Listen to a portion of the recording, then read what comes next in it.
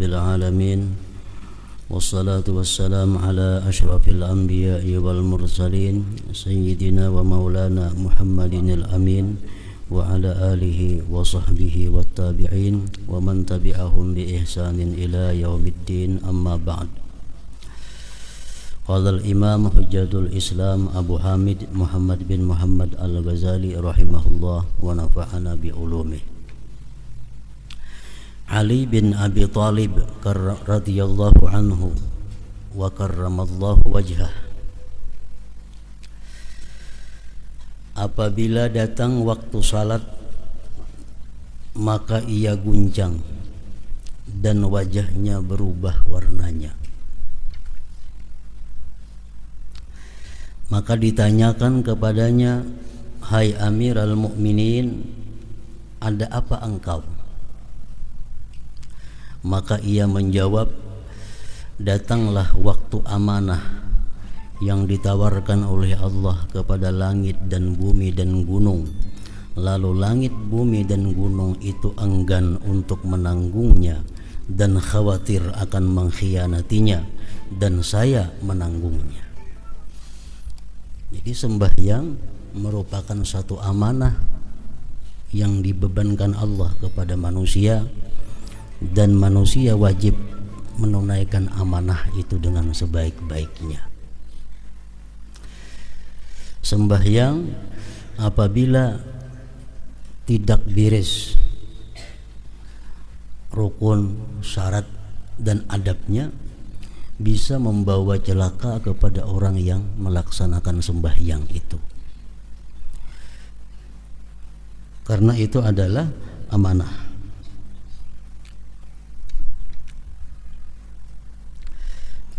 Kita umpamanya diinjami orang kendaraan.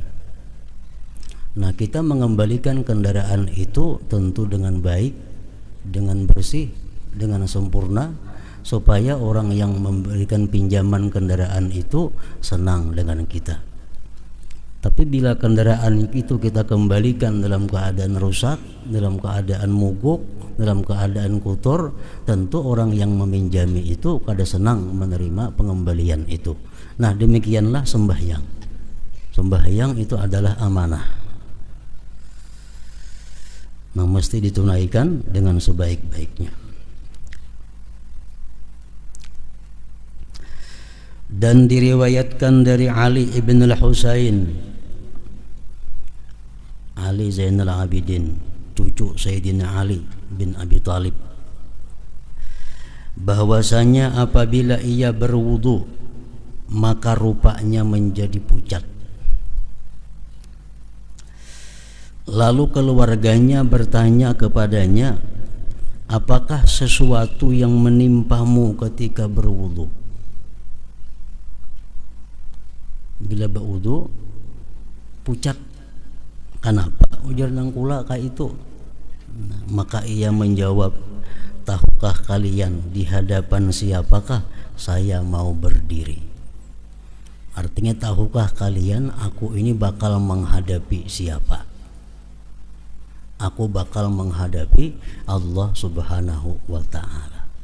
Nah, ini menunjukkan ketinggian ma'rifat daripada Imam Ali ibn al-Husain radhiyallahu anhu.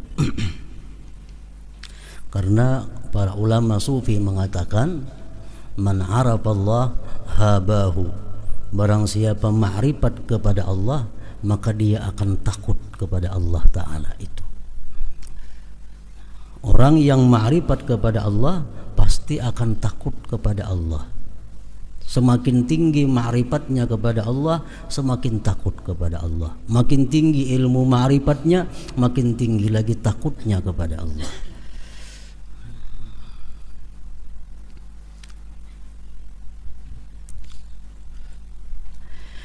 Diriwayatkan dari Ibni Abbas radhiyallahu anhuma bahwasanya ia berkata, Daud sallallahu alaihi wasallam dalam munajatnya berkata, "Wahai Tuhanku, siapakah orang yang tinggal di rumahmu, dan dari siapakah yang engkau terima salat itu?" Lalu Allah mewahyukan kepadanya Nabi Daud, "Hai Daud, yang tinggal di rumahku dan yang aku terima salatnya hanyalah orang yang merendahkan diri kepada keagunganku. Ia lalui siangnya dengan ingat kepadaku, dan ia menahan nafsunya dari syahwat keinginan-keinginan karena aku. Ia memberi makan kepada orang yang lapar. Ia memberi tempat melindungi orang asing dalam perjalanan, dan menyayangi orang yang tertimpa bencana. Itulah orang yang cahayanya cemerlang di langit seperti matahari.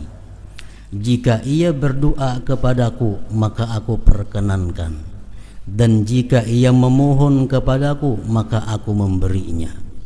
Aku jadikan di dalam kebodohan akan kesantunan baginya, dalam kelalaian akan keingatan, dan dalam kegelapan akan cahaya. Perumpamaannya di kalangan manusia adalah seperti Firdaus pada setinggi-tinggi surga, yang sungai-sungainya tidak kering dan buah-buahnya tidak berubah." Nah, jadi di dalam ini wahyu Allah kepada Nabi Daud ini, bahwa Allah Subhanahu wa ta'ala menerima sembahyang itu bukan hanya sekedar khusyuk seseorang, tetapi ada sangkut pautnya dengan kelakuan-kelakuannya di luar sembahyang.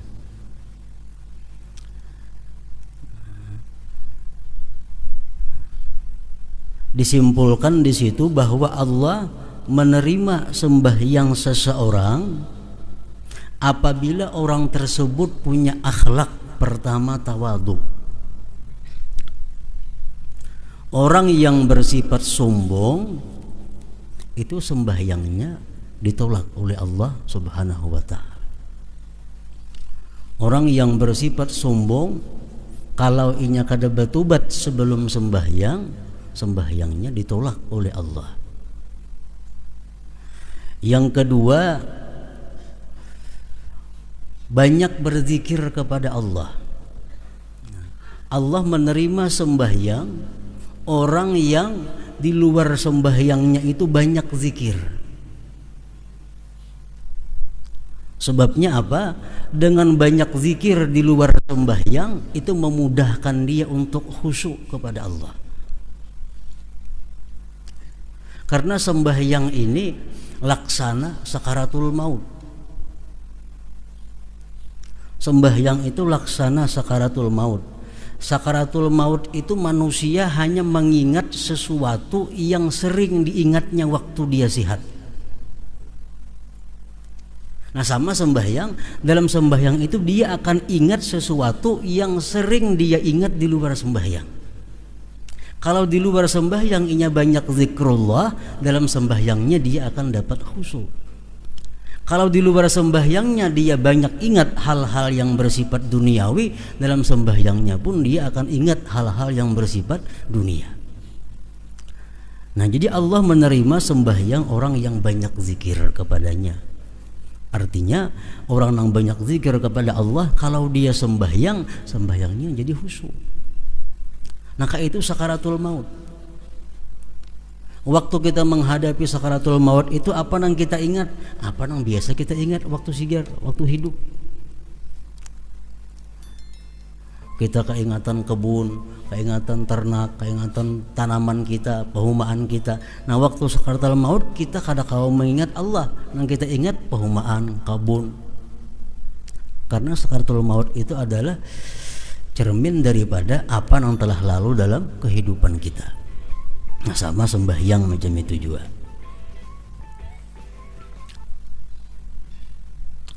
Ketiga, menahan diri dari yang dilarang Allah karena Allah.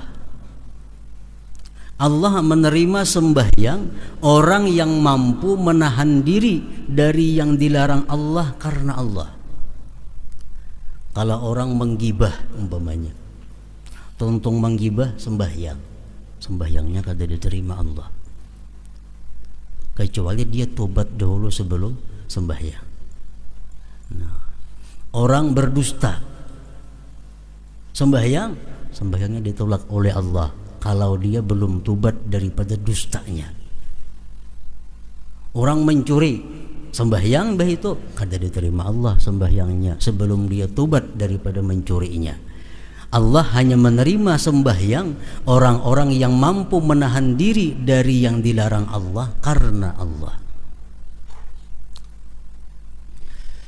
Manusia banyak yang bisa menahan diri dari yang dilarang Allah tapi bukan karena Allah.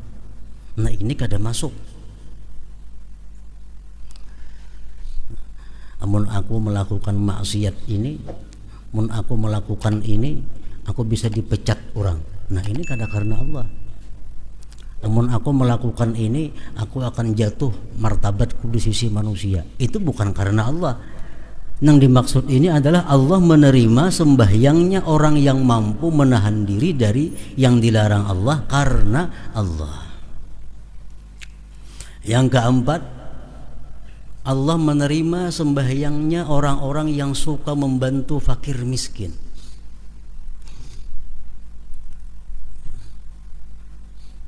Orang yang tiga membiarkan fakir miskin kesusahan, orang yang tiga membiarkan fakir miskin kelaparan, sembahyangnya ditolak oleh Allah. Karena Allah menerima sembahyang orang yang suka membantu fakir miskin. Kelima, memberi tempat kepada orang yang dalam perjalanan. Orang dalam perjalanan, Ibnu Sabil ngarannya, ini sangat diperhatikan oleh Allah. Dalam Quran beberapa kali disebut Ibnu Sabil. Orang yang terhenti dalam perjalanan karena kada cukup ongkos untuk meneruskan. Nah, itu adalah satu kewajiban daripada kampung itu untuk bertuturuk supaya ingin sampai ke perjalanannya. Nah, kalau kita membiarkan orang yang putus perjalanan itu kada kita bantu, Allah kada menerima sembahyang kita.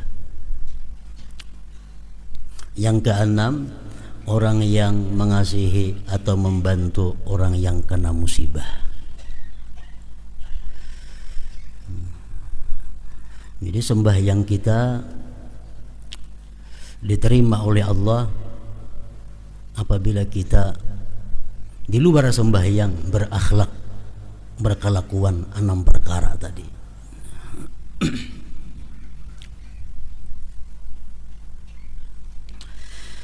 Dan diriwayatkan dari Hatimul Asam radhiyallahu anhu bahwasanya ia ditanya tentang salatnya. Hatimul Asam, pian kayak apa sembahyang itu? Ujar orang.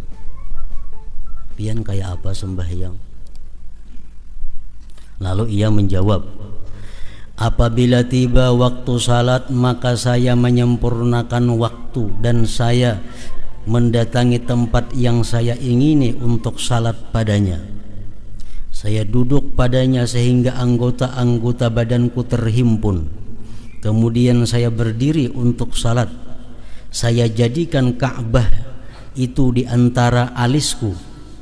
Siratal mustaqim, jembatan di bawah telapak kakiku. Surga di sebelah kananku, neraka di sebelah kiriku, malaikat maut di belakangku. Di mana salat itu saya duga sebagai akhir salatku. Kemudian saya berdiri antara harap dan takut. Saya bertakbir dengan tahqiq, dengan mantap. Saya membaca bacaan Al-Quran dengan tartil. Saya rukuk dengan rukuk yang merendahkan diri. Saya sujud dengan khusyuk, dengan dikhusyuk-khusyukkan. Saya duduk di atas pantat kiri. Saya bentangkan punggung telapak kaki kiri. Dan saya tegakkan telapak kaki kanan atas ibu jarinya. Dan saya ikuti salat itu dengan ikhlas. Kemudian saya tidak mengetahui apakah salat itu diterima daripadaku atau tidak. Sidin nang sembahyang macam itu nah, sidin belum yakin sembahyang sidin itu bisa diterima oleh Allah. Padahal cara sidin sembahyang itu sudah sedemikian khusyuk, sedemikian luar biasa. Jadi jar sidin, bila aku hendak sembahyang, aku membayangkan Ka'bah itu di antara dua alis. Ka'bah di hadapan. Aku bayangkan batisku ini berjajak di titian Siratal Mustaqim. Aku bayangkan surga di sebelah kananku, neraka di sebelah kiriku, malaikat maut di belakangku, dan aku anggap ini sembahyang yang terakhir dalam hidupku. Nah, hanya di sini aku mengangkat takbir Allahu Akbar. Kalau sidin sembahyang dengan baik, dengan khusyuk, dan itu pun sidin aku belum tahu apakah sembahyangku itu diterima Allah atau kada. Nah, apalagi sembahyang kita nang kada kakaruan, nang hendak sembahyang sawat itu begaya, hendak sembahyang sawat aja berbuat hal-hal nang kada baik, nang kada beradab di sisi Allah. Hanya sembahyang jauh daripada hatimul asam ini.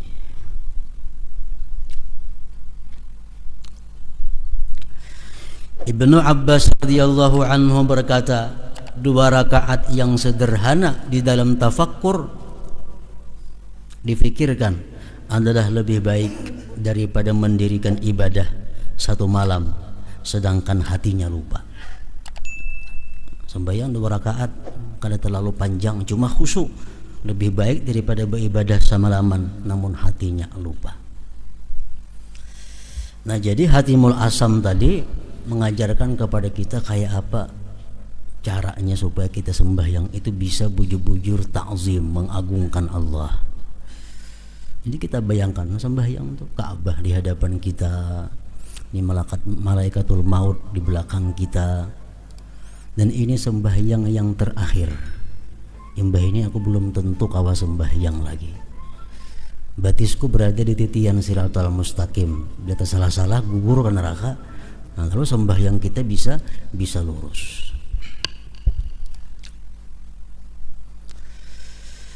Para ulama mengajarkan kita kalau sembahyang 4 rakaat tuh.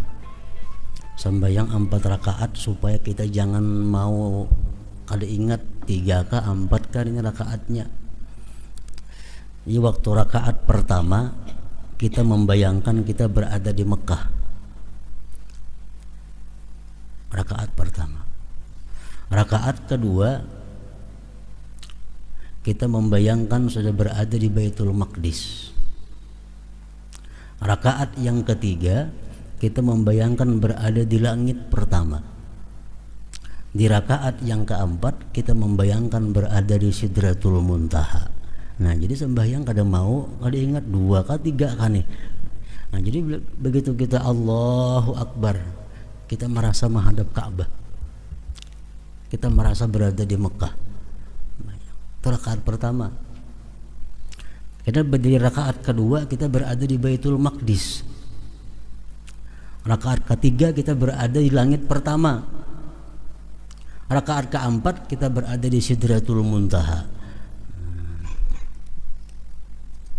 Macam perjalanan Rasulullah sallallahu alaihi wasallam Mi'raj. Nah, kan Rasulullah Mi'raj dari Mekah ke Baitul Maqdis, Baitul Maqdis naik ke langit pertama terus sampai ke Sidratul Muntaha. Nah, kalau kita sembahyang kau merasakan macam itu, kadang mau sembahyang tak kali 5 rakaat zuhur, asar, isya itu, atau tak 3 rakaat. Namun kita bisa mengandak hati yang macam itu.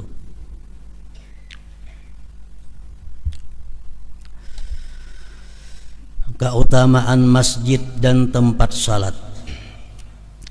Allah Azza wa Jalla berfirman, innama ya'muru masajidallah man amana billah wal yaumil akhir. Artinya, hanyalah yang memakmurkan masjid-masjid Allah ialah orang-orang yang beriman kepada Allah dan hari kemudian. Memakmurkan di situ banyak pahamannya. Bisa dipaham di situ adalah hanya saja orang yang jadi pengurus takmir masjid itu mesti orang yang beriman kepada Allah. Orang yang jadi pengurus masjid itu mesti orang yang beriman kepada Allah. Kenapa? Karena masjid ini adalah rumah Allah. Nang mengurusnya, nang memakmurkannya mesti orang yang beriman kepada Allah. Bila pengurus masjid ini kada beriman kepada Allah, nah itu kita banyak menimbulkan masalah-masalah mudarat-mudarat di dalam masjid itu. Masjid itu harta wakaf. Kalau kita kada kuat iman, kada usah mengurus masjid.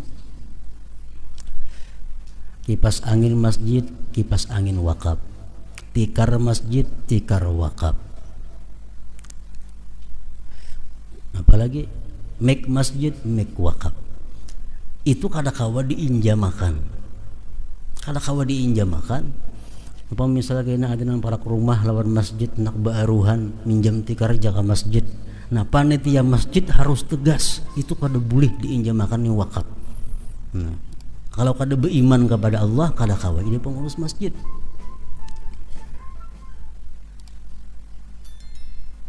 Orang nang azan di masjid mesti orang yang dipercaya, mesti orang yang adil.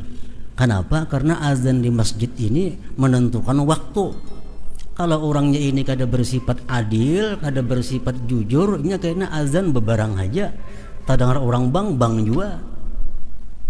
Nah, mesti dia jujur, mesti adil, karena ini menyangkut orang banyak.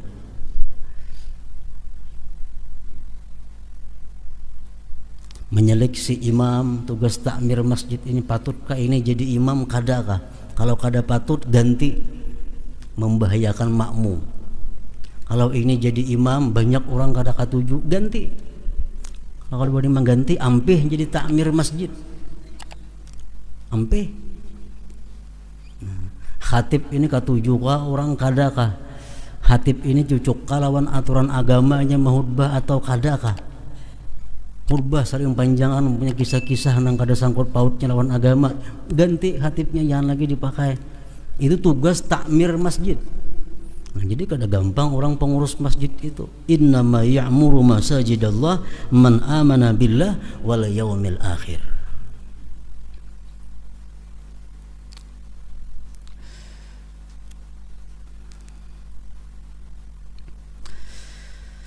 Nabi sallallahu alaihi wasallam bersabda, "Man bana lillahi masjidan walau kamabhasi qatatin banallahu lahu qasran bil jannah." Artinya, barang siapa yang membangun masjid karena Allah, walaupun seperti sarang burung umpamanya, halus masjid yang dibangunnya paling muat 5-6 orangnya. Nah, barang siapa yang membangun masjid karena Allah, walaupun seperti sarang burung, walaupun halus artinya, maka Allah membangunkannya baginya istana di surga. Asal membangun masjid itu karena Allah, ikhlas artinya, kada ada karena lain. Di dalam kitab Ittihab Sadatil Muttaqin disebutkan, apabila orang membangun masjid dan dia namai masjid itu dengan namanya, ini menunjukkan orang ini kada ikhlas. Umpamanya Abdullah berduit sugih, maulah masjid, mau dengarani Masjid Abdullah. Nah, itu jelas sudah kada ikhlas. Disebutkan dalam kitab Syarah Ihya.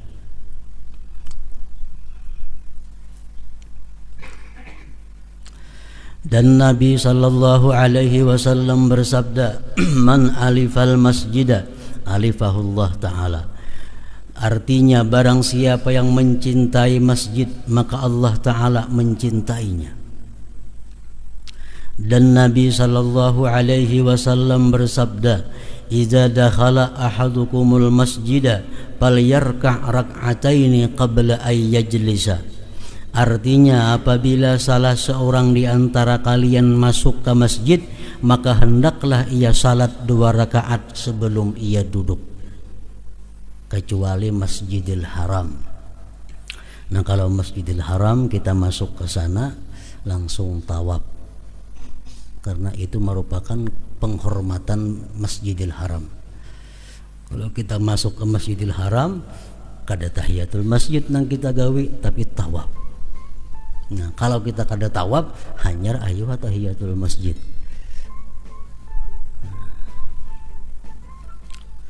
Kalau kita ke Masjidil Haram, kita hendak tawaf, makruh tahiyatul masjid. Langsung tawaf aja dahulu. Nah, kalau kita kada hendak tawaf, nah ayuh sunat tahiyatul masjid. Jadi itu penghormatan masjid.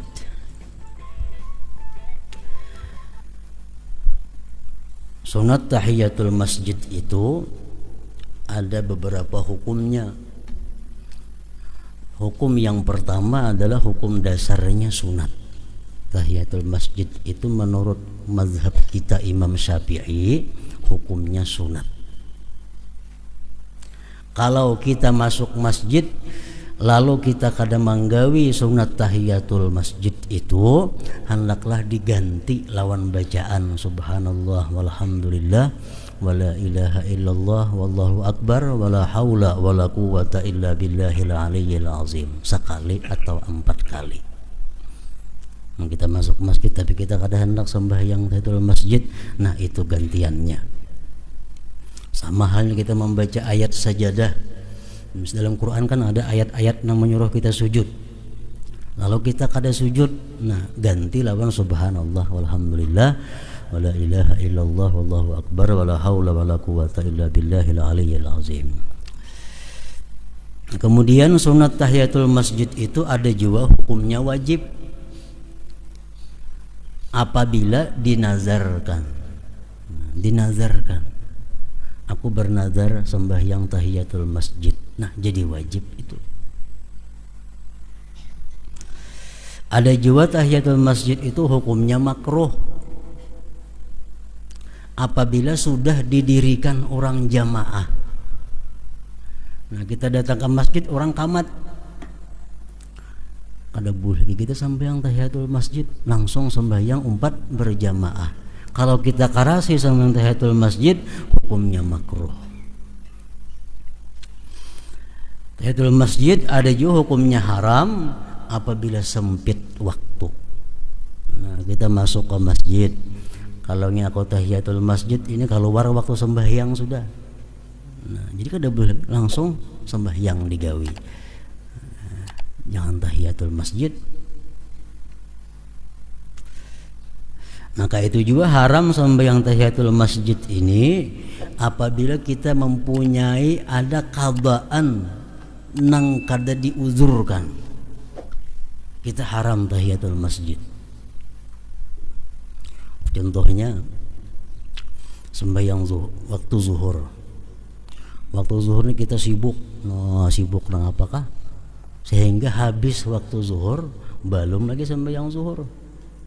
Nah, amun kita sembahyang ke masjid, jangan tahiyatul masjid, qadaan dulu akan. Kenapa? Karena kita meninggalkan sembahyang tanpa uzur tadi. Nah, karena kesibukan. Jadi kalau kita kada sembahyang fardu, kada sembahyang zuhur, kada sembahyang asar karena bukan uzur, karena kesibukan dunia, masuk kita ke masjid hendak mengqada, qadaan dahulu akan. Tahiyatul masjid kada usah digawi. Kada usah digawi.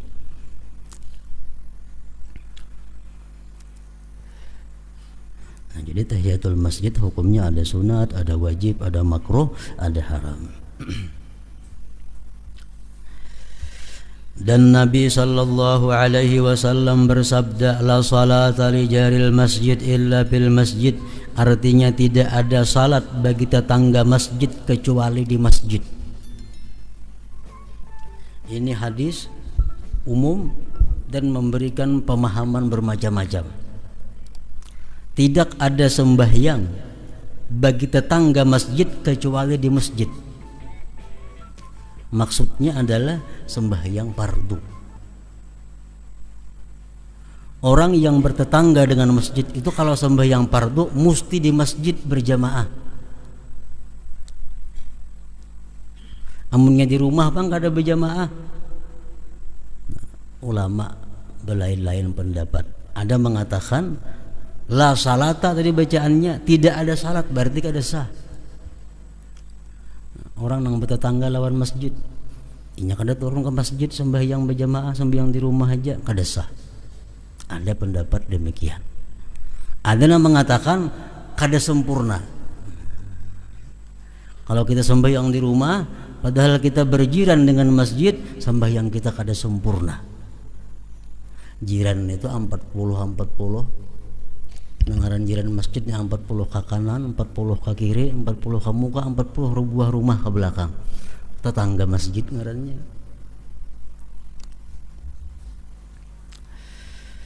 Jadi kalau kita tetangga masjid, kalau kita berjiran dengan masjid, orang sembahyang fardu di masjid, kita di rumah saurangan sembahyang kada berjamaah, sembahyang kita kada sempurna. Itu mazhab Imam Syafi'i. Kalau mazhab Hambali kada sah. Dan Nabi sallallahu alaihi wasallam bersabda, al malaikatu tusalli ala ahadikum ma dama bi musallahu alladhi yusalli fihi, taqulu Allahumma salli alaihi, Allahumma arhamhu, Allahumma ighfir lahu ma lam yuhdis aw yakhruj minal masjid. Artinya para malaikat itu memohonkan rahmat kepada Allah atas salah seorang di antara kalian selama ia duduk di tempat salatnya yang salat ia padanya. Malaikat itu mengucapkan, ya Allah berilah rahmat atasnya, ya Allah sayangilah ia, ya Allah ampunilah ia selama ia belum berhadas atau sebelum ia keluar dari masjid. Kita sembahyang di masjid, tontong sembahyang kita kada berpindah duduk, begana di situ aja duduknya kada berpindah-pindah, kada ke belakang kahiga kada, tatap duduk. Berapa jam aja kita duduk tatap di situ, kita didoakan terus menerus oleh malaikat, didoakan supaya diampuni, didoakan supaya dapat rahmat, supaya disayangi oleh Allah Subhanahu wa taala selama kita tetap duduk di tempat kita sembahyang itu.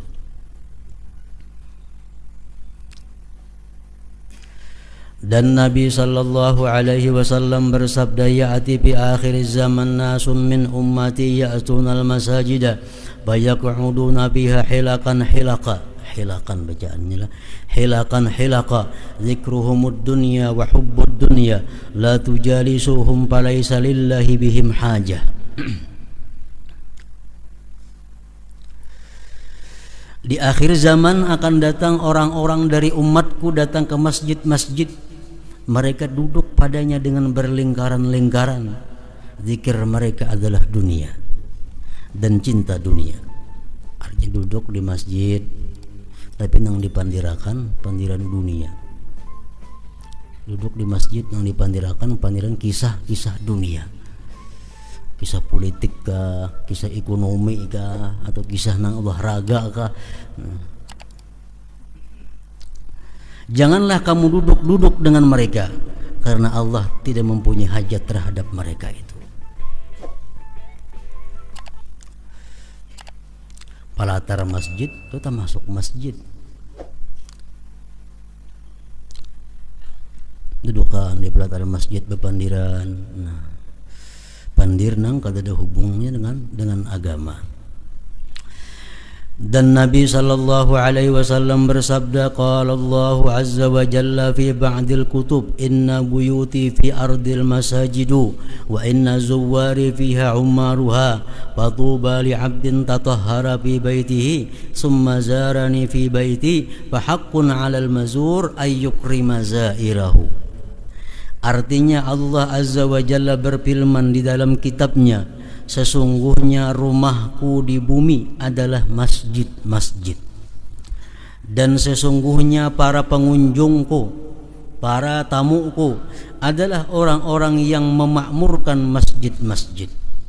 Maka keberuntungan bagi orang yang bersuci di dalam rumahnya, kemudian ia berkunjung kepadaku di rumahku, maka kewajiban atas yang dikunjungi untuk memuliakan pengunjungnya. Jadi masjid itu adalah rumah Allah. Kelakuan kita di masjid jangan sama lawan kelakuan kita di rumah kita. Ada adab-adab masjid yang mesti dipelihara. Karena ini rumah Allah. Sama kita bilang ke rumah orang, jangan kayak di rumah kita. Ada aturan-aturan kalau kita menamu ke rumah orang, apalagi kita ke masjid ini ke rumah Allah. Ada aturan-aturannya.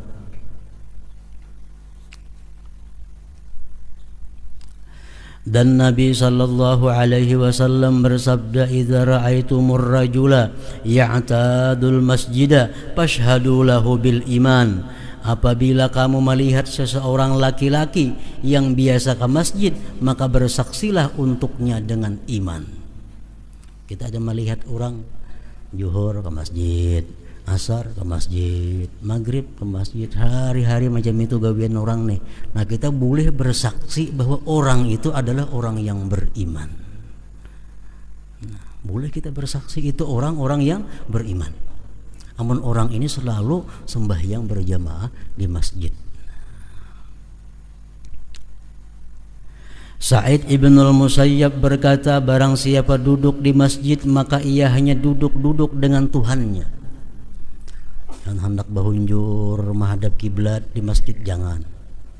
Itu kada beadab.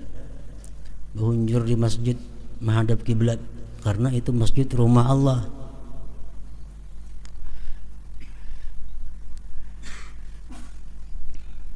Orang nang makan bawang, orang makan bawang jangan ke masjid jar Nabi. Ada kalau tuh anak muntungnya berbau. Nah, masjid rumah Allah. Makan bawang jangan hendak ke masjid. Karena masjid itu rumah Allah. Jangan hendak beruku di masjid atau di pelatar masjid, kada boleh. Ulama mengatakan itu haram beruku di dalam masjid. Karena membuat kada baik masjid, membuat bau kada nyaman dengan masjid.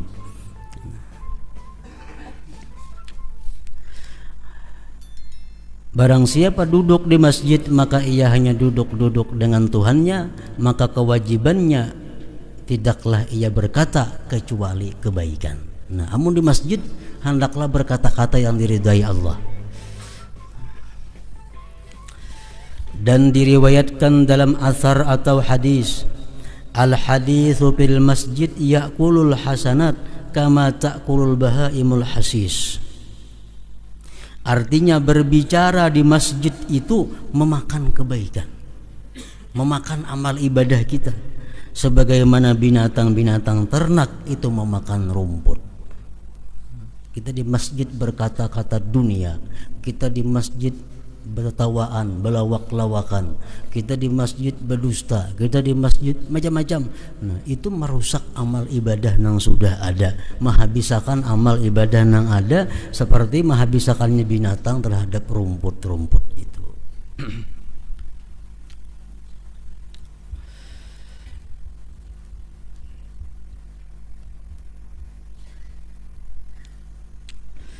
An-Nakhai berkata, mereka berpendapat bahwa berjalan di malam yang gelap ke masjid itu mewajibkan surga. Artinya apa? Lampu pajah malam tetap punya ke masjid. Nah, itu mewajibkan dia masuk surga. Lampu pajah kada menyala tetap punya ke masjid. Anas bin Malik berkata, barang siapa yang memberi lampu di dalam masjid, maka senantiasalah malaikat dan pembawa aras itu memohonkan ampunan baginya selama sinarnya di dalam masjid itu. Menukarakan bula-bula lampu di masjid,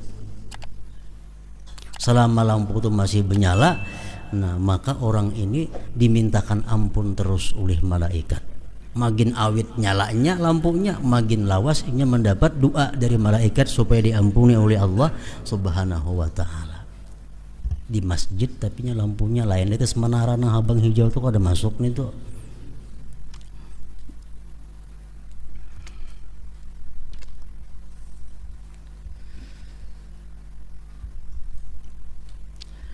Dan Ali karramallahu wajhah berkata, apabila seorang hamba mati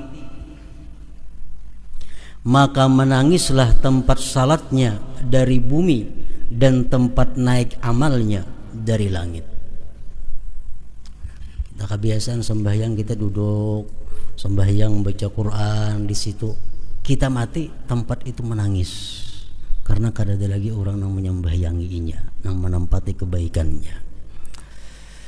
Kemudian ia membaca fama bakat alaihimus sama'u wal ard wa ma kanu munzarin. Artinya maka langit dan bumi tidak menangisi mereka, orang-orang yang berdosa kafir. Kalau orang-orang yang durjana mati, tanah kada menangisinya, bumi kada menangisinya. Dan mereka pun tidak diberi tangguh. Orang-orang kafir itu kada diberi tempo lagi untuk bertobat apabila sudah datang waktunya. Ibnu Abbas radhiyallahu anhuma berkata, bumi menangisinya selama 40 pagi.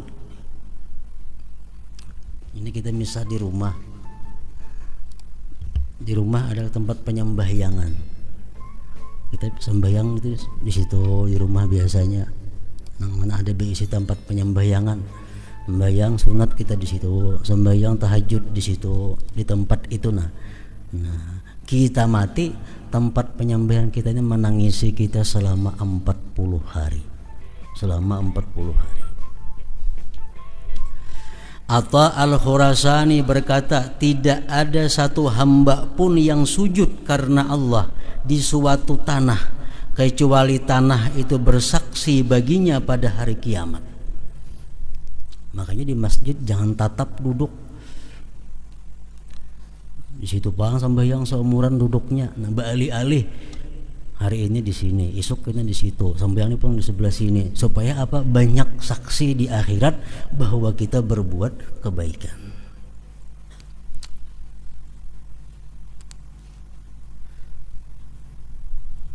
Dan tanah itu menangisinya pada hari ia meninggal dunia. Anas bin Malik berkata, tidak ada satu tanah pun yang padanya disebut Allah Ta'ala dengan salat atau zikir kecuali tanah itu berbangga kepada tanah sekitarnya. Ini agak lawan nang dihigainya. Ini kan mau diduduki orang, aku diduduki orang, nah orang berzikir, wadahku sini, orang sembahyang, wadahku. Ini kan ada sebelah situ. Nah, jadi tanah nang berbangga kepada tanah nang lainnya. Dan ia merasa senang dengan penyebutan Allah Azza wa Jalla sampai ke penghabisannya, yaitu sampai ke 7 bumi, sampai ke lapis yang ke-7 bumi. Jadi kita duduk di tempat, di situ kita berzikir kepada Allah sampai 7 lapis bumi menyaksikan kita di akhirat kayaknya bahwa kita pernah di situ berzikir mengingat Allah Subhanahu wa taala. Berbuat dosa kayak itu juga. Jadi berbuat dosa jangan berpindah-pindah tempat, di situ aja begana. Karena banyak saksinya. Ini di situ berbuat dosa, sini berbuat dosa. Di akhirat kita berumut saksi yang berbuat dosa. Memakai baju salambar saja belum berbuat dosa. Isuk nih tuh pulang pakai, isuknya nih tuh pulang yang berbuat dosa. Supaya baju jangan banyak nang jadi saksi kita berbuat dosa. Nah, lain halnya kebaikan, disuruh kita memperbanyak saksi, memperbanyak syahadah kayaknya.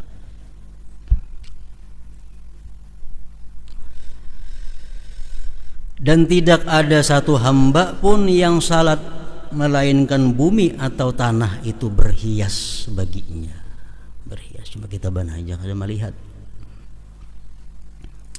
Dan dikatakan tidak ada satu rumah pun yang dihuni oleh suatu kaum melainkan rumah itu memohonkan rahmat untuk mereka atau mengutuk akan mereka.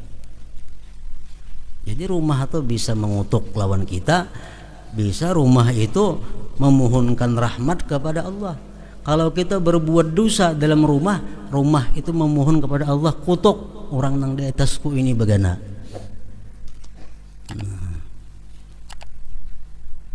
Jadi mau ada bisi bidak, bisi siwaan, jangan sembarang siwaakan.